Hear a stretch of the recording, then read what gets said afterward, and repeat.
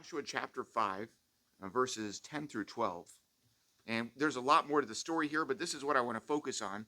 Joshua chapter 5, verse 10 through 12. Before we get to this passage, if you look back in chapter 4, we see the 12 memorial stones. They had just crossed over Jordan. They're entering into the promised land. You look back in chapter 2, you see Rahab hiding the spies that had come, and they're coming across to excuse me, they're coming across to take the place that the Lord has for him. But there's something that I found unusual, and I noticed here in verses 10 through 12.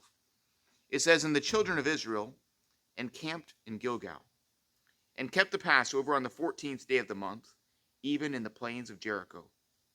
And they did eat of the old corn of the land on the morrow after the Passover, unleavened cakes and parched corn in the selfsame day. And the manna ceased on the morrow after they had eaten of the old corn of the land.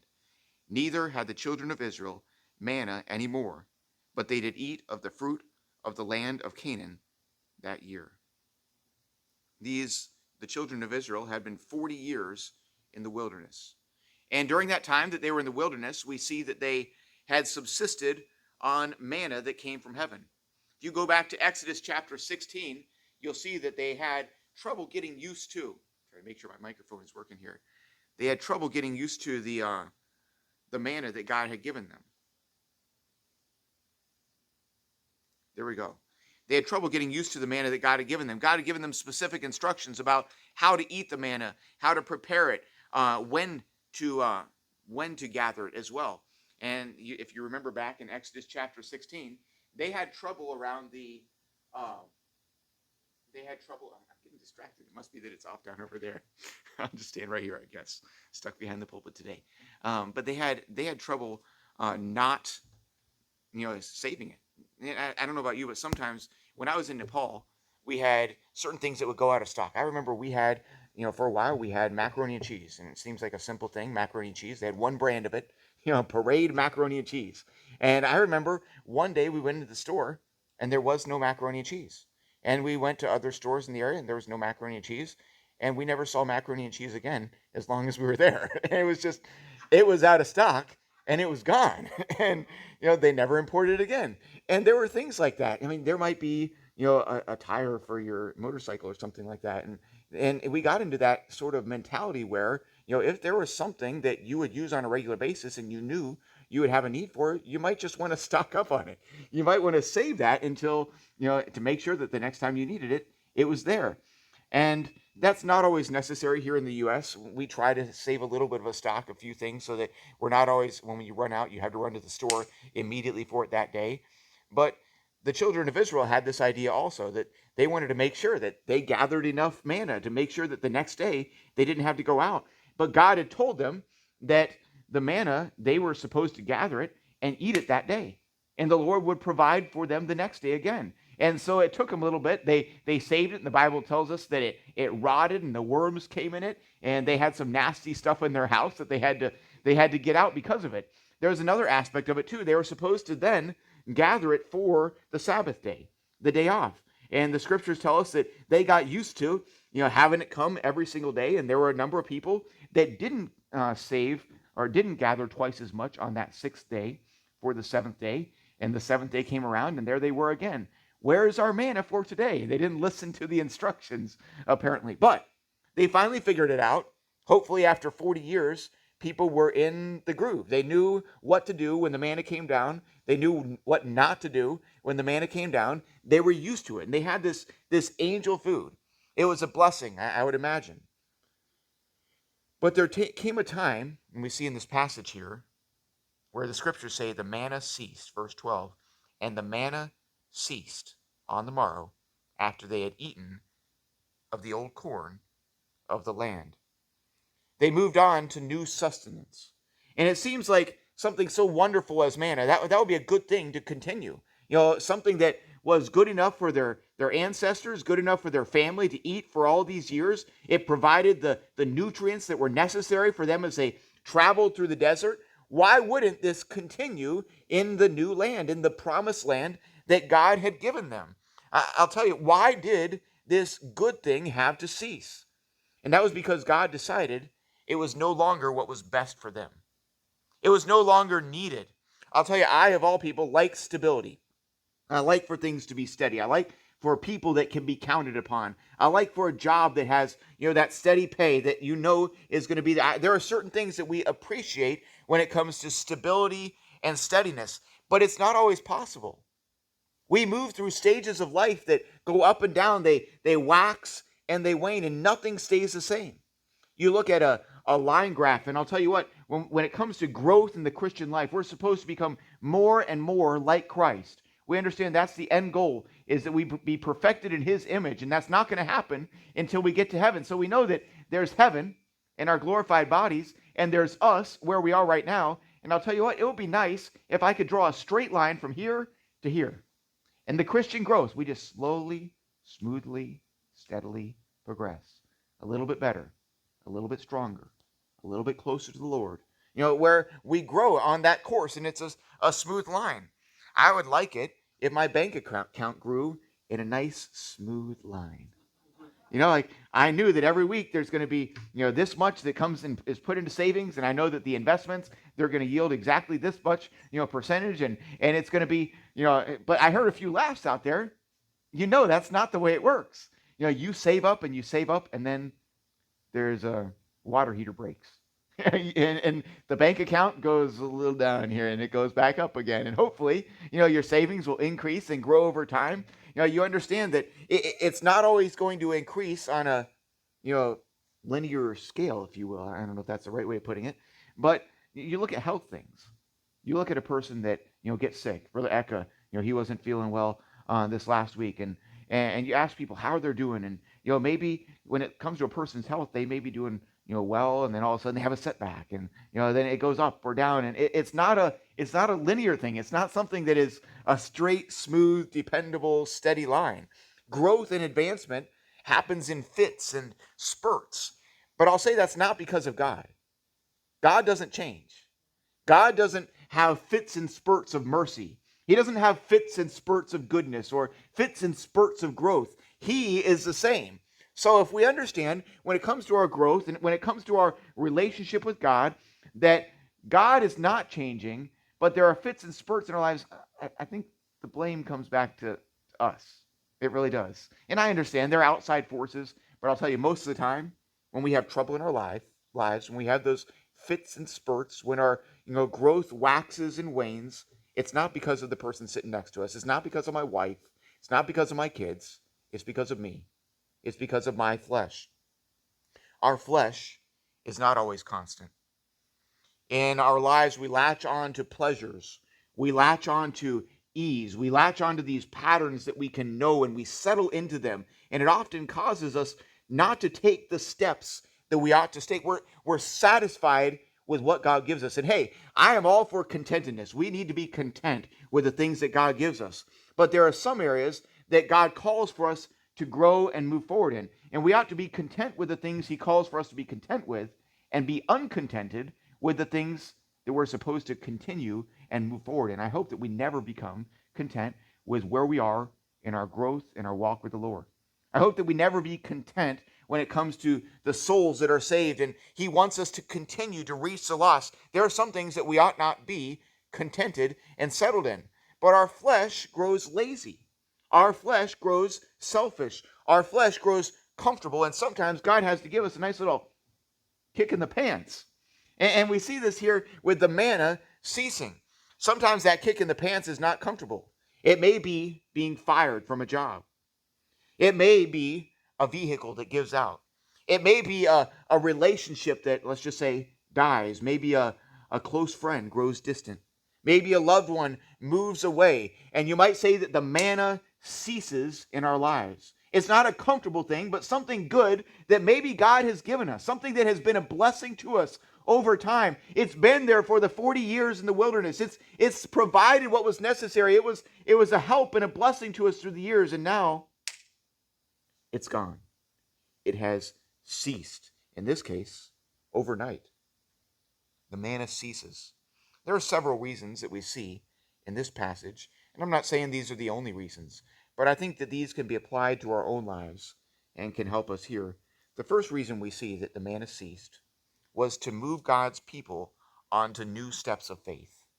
To move God's people onto new steps of faith. Verse 12 of chapter 5 says, "And the manna ceased on the morrow, after that they had eaten of the old corn of the land. Neither had the children of Israel manna any more, but they did eat of the fruit of the land of Canaan that year." And what we see here was, we understand manna required faith. It required faith for them to trust the Lord that the next day, every day, there was going to be new manna on the ground. There was going to be something that was there, because that night they went to bed, there was no manna on the ground, there was no manna in the cupboard, there was no manna in the pot. They just had to trust the Lord that there was going to be something for that next day. It was a step of faith every day that they went to bed and didn't worry about this and didn't try to come up with their own meal plan for the next day. But here was a new kind of faith. It required faith to walk through the wilderness. It required faith to follow the pillar and the fire and of cloud. It required faith for them to gather that day by day. And Hebrews 11:6 tells us that without faith, it is impossible to please the Lord. And without faith, it's impossible to please him. But now there were new challenges. Now they would be exercising their faith in a new way. They would have to grow and trust the Lord in another area. And I'll tell you, there are some things that maybe Brother George has learned to trust the Lord in a certain area of his life. Maybe it's in finances. And he's grown in that area, and the Lord has worked in his heart and his life. And he says, you know what? I don't worry in the same way that I used to. I trust that the Lord's going to provide in this area. But there may be another area of your life. Maybe it's in your health. I'll just throw it there, because we all have these different domains of our lives. And maybe in that area of his life, he doesn't trust the Lord in the same way. I'm just making this up. I'm picking on Brother George because I know he's not going to get offended if I, but hey, maybe there's another area of his life that he doesn't trust the Lord in the same way. And maybe the Lord needs to grow him in that area. And here we see them. They trusted the Lord. They daily knew what he was going to provide for them. But now he brought them to a new manner of faith. No longer would they be gathering from the ground on a daily basis, but they would be eating now as they found from the spoils of victory in the promised land. This was a different sort of faith. They had to grow. They had to move forward. They had to increase. And I'll tell you what, none of us have faith that we ought to have. None of us. We all can increase and grow in our faith. I don't care how long you've been a believer. I don't care what home you grew up in and how you've been taught and what scriptures you know. Every one of us needs to grow in our faith. And sometimes the manna will cease so that we'll take that new step of faith. Luke chapter 17, verse 5 and 6 says, "And the apostles said unto the Lord, increase our faith." Increase our faith. They had a desire to move forward and grow in their faith. The Lord said, "If ye had faith as a grain of mustard seed, ye might say unto this sycamore tree, Be thou plucked up by the root, and be thou planted in the sea, and it should obey you." He says, hey, there is a faith that you don't have. There is a greater faith. And I'll tell you what, I'm not at that point where Jesus is saying here, where you just say to the sycamore tree, you move. I'm not at that point. But there is growth that we all need in our faith. New challenges require new faith. If we're going to accomplish anything more than what God has already done in our lives right now, it's going to require new faith. If our relationships in our family are going to grow, if we're going to win souls more than we've done, it is going to require an increase in our faith. Everyone wants to hear about the potential that they have, especially young people.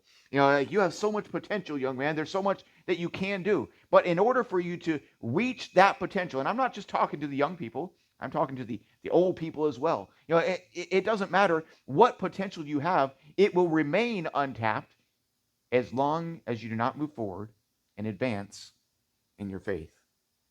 God does not intend for us to reach a plateau. He's constant. He is drawing us. Philippians chapter 1 and verse 6 says, "Being confident of this very thing, that he which hath begun a good work in you will perform it until the day of Jesus Christ." And it's a reminder that until we become perfect like Jesus, he'll continue to work in us. Until we become perfect like Jesus, he's going to continue to grow us. Until we become perfect like Jesus in our glorified body, he's going to continue to make adjustments, and he's going to sometimes pull away the manna. It's going to cease. The next thing that I see here is that sometimes the manna is removed to focus God's people on his promises. To focus God's people on his promises. If we go back a few verses and look in chapter 5, and verse 6 with me, it says, "For the children of Israel walked 40 years in the wilderness, till all the people that were men of war, which came out of Egypt, were consumed, because they obeyed not the voice of the Lord, unto whom the Lord sware that he would not show them the land which the Lord sware unto their fathers, that he would give us, a land that floweth with milk and honey." I don't need to go back into the whole story. I think most of us here understand what had happened. They had come to the promised land the first time. They sent the 12 spies. We know that 10 were bad and 2 were good, and they came back. They gave their reports. Joshua and Caleb, they reported that they should go in. They should obey the Lord. They should continue. And then the rest of the spies convinced the people to essentially kill Joshua and Caleb. The Bible says that they were wanting to kill them in that passage, but the Lord stepped in and protected them in that passage. And the punishment, and again, I don't want to go into all this, but the punishment was that that generation was to wander in the wilderness for 40 years. They wouldn't see the promised land. And I believe that as 40 years had gone by, there were surely many who had never seen those grapes of Eshcol that they carried back on the staff between the men. Those huge, the huge grapes, the blessing that was there in the promised land, the place that God had led them to and wanted them to go. They had not seen or heard the reports of Joshua and Caleb, maybe firsthand from that time. They knew that manna was wonderful, though. They knew it met their nutritional needs, but they didn't have a vision for what God had ahead, for what God had promised them. They knew what they had right in front of them, but now they needed to lift their eyes up to the promised land, to what was ahead. And if they continued to wait, and if they continued to look for that manna that had ceased, they were going to starve. If they continued to wait there and go out the next morning and let's go ahead and gather up the manna like we've always done for 40 years, they were going to die. They were forced, though, instead to look elsewhere. Instead of looking to the ground, instead of looking to the same thing that God had done for them over and over again, God had to lift their eyes, and he did it through this manna ceasing, lifted their eyes to the promise that he had given them long ago. When the manna ceased, it shifted their focus to what God had in store for the future. God had brought them now to the promised land. This was the end of their wandering. Now they needed to step up and claim the victory that was ahead of them. And I'll say that so often we forget the promises of God. We don't forget it necessarily in the fact that we don't know it's there, that we can't quote the scripture, that we can't make a list of the things that God has promised us, but we settle for so much less than God's best. God calls a man to preach, or he calls him to the mission field.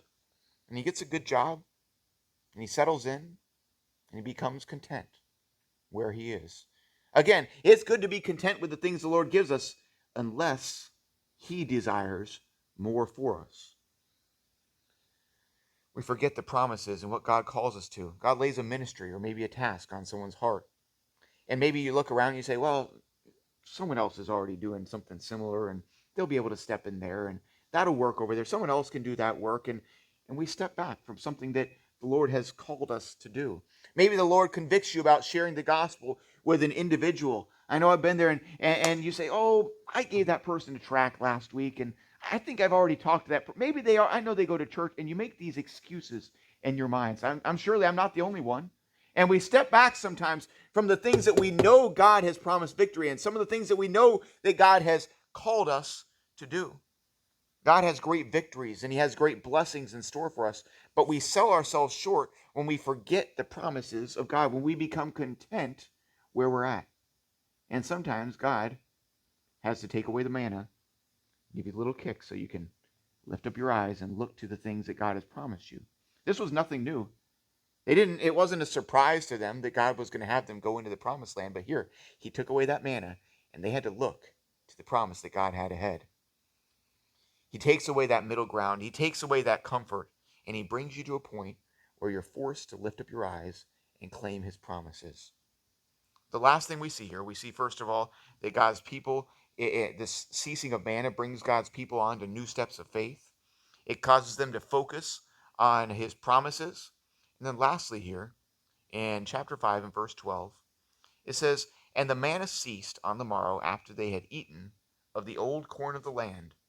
Neither had the children of Israel manna any more, but they did eat of the fruit of the land of Canaan that year." The last thing we see here, at least I wanted to bring out, is that this ceasing of the manna was to show the reward of obedience. The ceasing of the manna, it was to help show that reward of obedience. We think of this word fruit that it uses here. Fruit is what naturally comes forth. And they went on to see and enjoy the fruit of their obedience. They obeyed God, they moved forward, they conquered in the promised land, they moved forward into Canaan, and there was sustenance that resulted. They had the food that they needed. They lived off of the land that God had promised them. But they didn't see that until the manna was taken away. And God used this shift in where their food came from to teach them that when we obey God, there is fruit. When we obey God, there is blessing. When we obey God, he provides for us. Now, he provides and gives us grace and mercy in so many other areas, but there are also biblical principles that when we obey, when we continue in them, we know that God does. And he is teaching them, showing them these biblical principles. I know that when we sing that song, Trust and Obey, when we walk with the Lord in the light of his word, what a glory he sheds on our way. And when we trust and when we obey, he moves forward and he blesses us in unusual ways that don't come outside of that obedience. God rewards his people. Proverbs chapter 3, verses 5 through 10 in Proverbs. I know most people can quote those first few. Trust in the Lord with all thine heart, and lean not unto thine own understanding. In all thy ways acknowledge him, and he shall direct thy paths. Be not wise in thine own eyes. Fear the Lord and depart from evil. So he's calling them to faith. He's calling them to obey, to not just listen to their own flesh here. But what does it say comes in verse 8? It shall be health to thy navel and marrow to thy bones. Honor the Lord with thy substance and with the first fruits of all thine increase. So shall thy barns be filled with plenty, and thy presses shall burst out with new wine. Now, I'll tell you what, I want that blessing. I want that health.